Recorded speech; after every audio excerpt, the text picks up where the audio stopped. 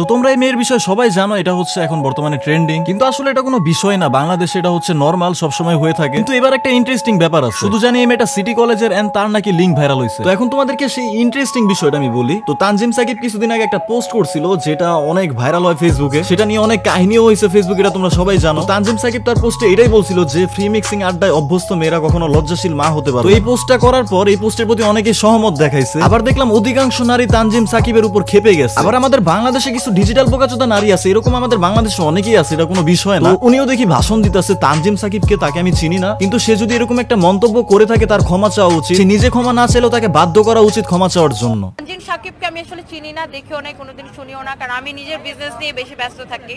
But উনি যদি নারীদেরকে নিয়ে এই মন্তব্যটা করে থাকে, ওনার জাতির কাছে ক্ষমা চাওয়া উচিত। এবং এটা আসলে ওনার আমার মনে হয় প্রেস কনফারেন্স করে ক্ষমা চাওয়া উচিত। উনি ক্ষমা না চাইলে ওনাকে ক্ষমা চাওয়ার জন্য বাধ্য করা উচিত। তো আমাদের এই মহানারী যেভাবে বলতাছে মনে হচ্ছে সে বাংলাদেশের কত বড় ধনের বাল। আমাদের এই মহানারী এমন ভাবে কথা বলতাছে সে ভুলবশত বাংলাদেশের প্রেসিডেন্ট হতে পারে না। তার মতে আমাদের বাংলাদেশের নারীদের প্রতি শুধু অন্যায় করা হয়, এজন্য আমাদের এই চুতমারানি আপুটাও বাংলাদেশের প্রেসিডেন্ট হতে পারে। আর যদি আমাদের এই চুতমারানি আপুটা বাংলাদেশের প্রেসিডেন্ট হয়ে যায়, তাহলে নারী আর পুরুষের সমান অধিকার থেকে কেউ আটকাইতে পারতো না। ধরো একটা ছেলে যেমন রাস্তায় গেঞ্জি খুলে হাঁটে, একটা মেয়েও তেমন গেঞ্জি খুলেই হাঁটতো। মানে ভাই বিশ্বাস করো, মন থেকে একটা কথা কইতাছি, এইসব খানকি মাগি গো পুটকির মধ্যে যে এত বিষ, মানে মাদার চুদে এমন ভাবটা চুদাইতেছে মনে হয় সে কি না কি হয়ে গেছে। তার লাইফস্টাইল হচ্ছে ফরেন কান্ট্রির যেসব মানুষ আছে তাদের মতো। আমাদের চুতমারানি আপুটা অনেক ডিজিটাল হতে চায় আরো। তো এতই যখন ওরা ডিজিটাল হতে চায়, আমার প্রশ্ন হয়েছে এটা, তো আমি তোমাদেরকে একটা কথা বলি, ফরেন কান্ট্রিতে যেসব মেয়েরা আছে, অনেক মেয়ে আছে যারা পর্ন বানায়, হ্যাঁ আমার কথাটা বুঝো, যারা পর্ন ভিডিও বানায় বাট ওপেনলি ঘুরে, তাদের কোনো লজ্জা শরম নাই। আমার প্রশ্ন হয়েছে এইটা, এই যে বাংলাদেশে মনে করো লিঙ্ক ভাইরাল হয়, লিঙ্ক ভাইরাল হওয়ার পরে তোরা এত মাদার চুদগিরি চুদাস, মানে লিঙ্ক ভাইরাল হওয়ার পরে তাদেরই একটা বক্তব্য আসে, নারীদের ইজ্জত কোথায়, নারীদের সম্মান কোথায়, ফ্যামিলির কথা ভাবলো না, লিঙ্কটা ভাইরাল করে দিল। কেন রে চুতমারানি, এখন ফরেন লাইফস্টাইল কি পুটকির মধ্যে ঢুকে গেছে মাদার? যদি ফরেন ভাবে থাকতেই চাস তাহলে লিঙ্কও ভাইরাল কর, মানে নিজেরই পুরো ভাইরাল করে দে, তারপরে তোদের লজ্জা শরম থাকা যাবে না, এমন ভাবে থাক। আর যদি বাংলাদেশের মতো একটা কান্ট্রিতে মুসলিম হিসাবে থাকতে চাস তাহলে পর্দায় থাক না রে ভাই। মানে কথা হইতাছে একটাই, তুই যদি ঠিক থাকোস দুনিয়া তোরে নষ্ট করবো কেমনে? মানে তুই যদি ঠিক থাকোস মানুষ তো তোরে নষ্ট করতে পারবো না।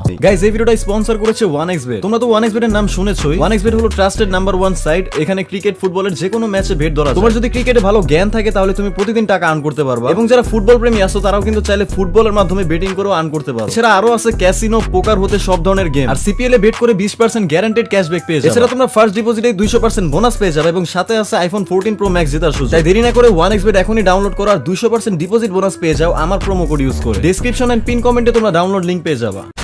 তো গাইস আই থিংক আমি তোমাদেরকে যা বুঝাইতে চাইছি তোমরা বুঝতে পারছো। মানে বাঙালি নারীরা হইছে এমন, মানে প্রথমে ওরা নিজেদের ইজ্জত নিজেরাই নষ্ট করবে, পরে যখন মানুষ এগুলো নিয়ে কথা বলবে তখন বলবে যে তাদের ইজ্জত নিয়ে কেন কথা বলতাছে। মানে এগুলোর পুটকির মধ্যে এত বিষ, এরা এখন ফেসবুক মেসেঞ্জারে মনে করো পর্ন ভিডিও বানায় ফেলে। তো যাই হোক, এখন আমরা একটু তাসনিমা আয়েশা এই মেয়েটার দিকে আসি। মেয়েটার প্রতি খুব অন্যায় হয়েছে, মেয়েটার যদিও কোনো দোষ নেই। এটা কি এমন করছিল, জাস্ট নিজের জামা কাপড় খুলেই দেখাইছিল, এটা তেমন আর কোনো বিষয় না। নারী পুরুষের সমান অধিকার, জামা তো খুলতেই পারে। ওই মেয়েটার বয়ফ্রেন্ডও আছে, আবার জাস্ট ফ্রেন্ডও আছে। আসলে সে তার জাস্ট ফ্রেন্ডকে কিছু বেনিফিটস দেওয়ার জন্য তার শরীরের জামা কাপড় খুলে সব দেখায় দেয়। আবার সে এটাও বলে দেয় যে তার বয়ফ্রেন্ড যাতে কোনো মতেই না জানে। মানে দেখছো ফ্রেন্ডশিপ কতটা গভীর হইলে এরকম হইতে পারে। তো এখন তানজিম সাকিবের ওই কথাটার প্রয়োগ আমি এই মেয়েটার উপর করতেছি। এই যে এই মেয়েটার লিঙ্ক ভাইরাল হইছে, আর এই যে এই মেয়েটার ফ্রেন্ডের সাথে এত কিছু হইলো, তোমরা কি কেউ বলতে পারবে এই মেয়েটার কোনো লজ্জা শরম বলতে কিছু আছে? যে মেয়ের নিজের প্রাইভেসি বলতে কিছু নাই, যে মেয়ের নিজের শরীরে কোনো প্রাইভেসি নাই, ওই মেয়ের আবার লজ্জা কই থেকে আসবে ভাই? এখন তোমরা যদি ইউটিউবে যাও তাহলে অহরহ ভিডিও দেখবা যে মেয়েটা ভুল করে ফেলছে, তোমরা কেন লিঙ্ক ভাইরাল করতেছো? আরে মাদার চুদ, সবাই কি একরকম রে মাদার চুদ? বাংলাদেশে কত মানুষ আছে, কয়জন রে বুঝাবি? মানে